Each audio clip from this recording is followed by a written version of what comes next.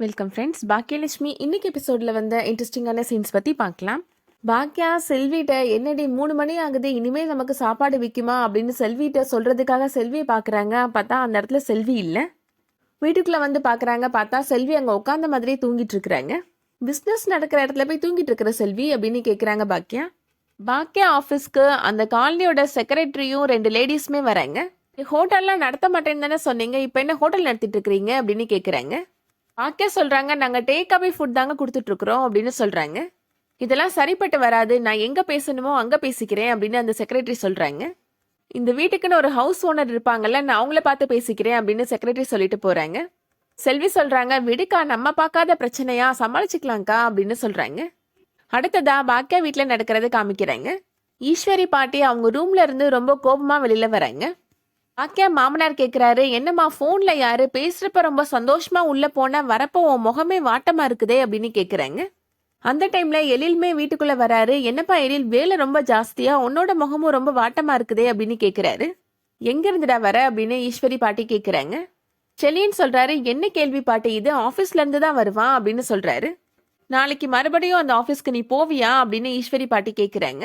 அவன் ஆஃபீஸ் போகாமல் வேற எங்கே போக போகிறான் அப்படின்னு பாக்கியா மாமனார் சொல்கிறாரு. ப்ரொடியூசர் கூட இவன் பிரச்சனை பண்ணிட்டு வந்திருக்கிறான், நாளையிலிருந்து அங்கே வரவேணும்னு அவங்க சொல்லிட்டாங்களா அப்படின்னு ஈஸ்வரி பாட்டி சொல்கிறாங்க. பாக்கியா மாமியார் எழில்கிட்ட சொல்கிறாங்க, இந்த வயசுலேயே உனக்கு என்னடா அப்படி ஒரு வீம்பு, எல்லார்ட்டையும் சண்டை போட்டுட்டு இருக்கிற அப்படின்னு சொல்கிறாங்க. எல்லார்ட்டையும் சண்டை போட்டு இன்ஜினியரிங் படிப்பு வேணான்னு சொன்னால் இப்போ படமும் வேணான்னு சொல்லிட்டு வந்து நிற்கிற அப்படின்னு கேட்குறாங்க. பாக்கியா சொல்கிறாங்க, எழில் மேலே கண்டிப்பாக தப்பு இருக்காதத்த அப்படின்னு சொல்கிறாங்க.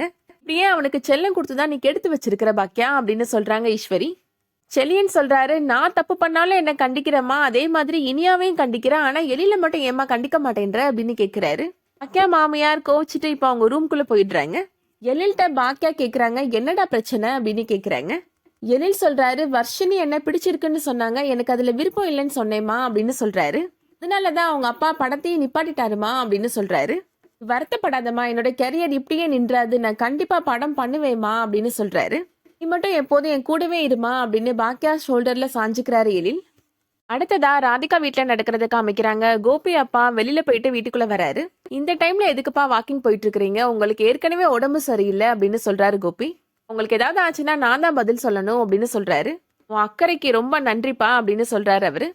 அக்கறையா பேசினாலும் அதுக்கு ஒரு கவுண்டர் கொடுத்துருவீங்கல்ல அப்படின்னு கோபி சொல்றாரு. என்னாச்சு தாத்தா, நீங்க சரியே இல்லை, ரொம்ப டல்லா இருக்கிறீங்க அப்படின்னு இனியா கேட்குறாங்க. எழில் ஒரு படம் பண்ணிட்டு இருந்தான்ல, அது பாதியிலே நின்றுச்சுமா அப்படின்னு சொல்றாரு அவரு. என்னாச்சு, என்ன பிரச்சனை அப்படின்னு கேட்கிறாரு கோபி. ப்ரொடியூசர் ஏதோ செய்ய சொன்னாரு போல, இவன் முடியாதுன்னு பதிலுக்கு பதிலு பேசியிருக்கிறான், அதனால அவர் படத்தையே நிப்பாட்டிட்டாரு அப்படின்னு சொல்றாரு. கோபி சொல்றாரு, வாய் வச்சுட்டு இவன் சும்மாவே இருக்க மாட்டானே, பெரிய ஹீரோன்னு நினைப்பு அப்படின்னு சொல்றாரு. இதெல்லாம் சரிப்பட்டு வராது, இன்ஜினியரிங் கோர்ஸ் முடிச்சுட்டு ஒழுங்கா ஐடி கம்பெனிக்கு வேலைக்கு போன அப்பவே சொன்னேன், என் பேச்சு அவன் கேட்டானா அப்படின்னு சொல்றாரு கோபி. கோபி அப்பா சொல்றாரு, நீ ஏன் பேச்சு கேட்டையா, நல்லபடியா கல்யாணம் பண்ணி வச்சேன்ல, ஒழுங்கா குடும்பம் நடத்திருக்க வேண்டியதானே நீனு அப்படின்னு சொல்றாரு. குழந்தை முன்னாடி வச்சு இப்படியாப்பா பேசுவீங்க, என்னமோ பண்ணுங்க அப்படின்னு சொல்லிட்டு கோபி எழுந்து போயிடுறாரு. கோபி அப்பா இனியாட்டா ரொம்ப வருத்தப்பட்டு பேசுறாரு. பாக்கியாவுக்கும் பிசினஸ் சரியில்லை, இவனாவது எந்திரிச்சு வருவான்னு பார்த்தா இவன் இப்படி பாதிலே படத்தை விட்டுட்டு நிக்கிறான் அப்படின்னு சொல்றாரு. அம்மா பாவம் எல்லாம் எப்படி இருக்கிறாங்க அப்படின்னு இனியா கேக்குறாங்க. எல்லா பிரச்சனையும் அவ சமாளிக்கணும், கண்டிப்பா சமாளிச்சு வந்துருவா அப்படின்னு சொல்றாரு அவரு. அடுத்ததான் எழில் ஒரு டீ ஷாப்ல நின்று டீ குடிச்சிட்டு இருக்கிறாரு. அவரை பார்த்ததும் கோபி பேசுறதுக்காக வராரு. எப்படிடா இருக்கிற அப்படின்னு கேட்கிறாரு கோபி. இப்படி இருந்தா உங்களுக்கு என்ன வந்துச்சு அப்படின்னு கேட்கிறாரு எழில். உன்னோட படம் பாதிலே நின்று போச்சுன்னு அப்பா சொன்னாரு அப்படின்னு சொல்றாரு எழில். நீ என்னோட பையனாச்சே, உன்னை பத்தி நல்லா தெரியும், நீ ஏதாவது கோபப்பட்டு பேசி இருந்திருப்ப, அதனாலதான் அந்த மாதிரி படம் பாதிலே நின்றுக்கும் அப்படின்னு சொல்றாரு கோபி. இந்த மாதிரி சினிமா பாதிலே நின்றுச்சுன்னா அதுக்கப்புறமா முன்னேறி வர்றது ரொம்ப கஷ்டம்னு நான் கேள்விப்பட்டிருக்கேன் அப்படின்னு சொல்றாரு கோபி. உன்னோட கோபம் தான் எல்லாத்துக்கும் காரணம் எழில் அப்படின்னு சொல்றாரு.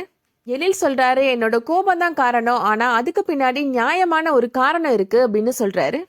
நம்பினவங்களை கைவிட்ட கூடாதுன்ற காரணம் அப்படின்னு சொல்றாரு.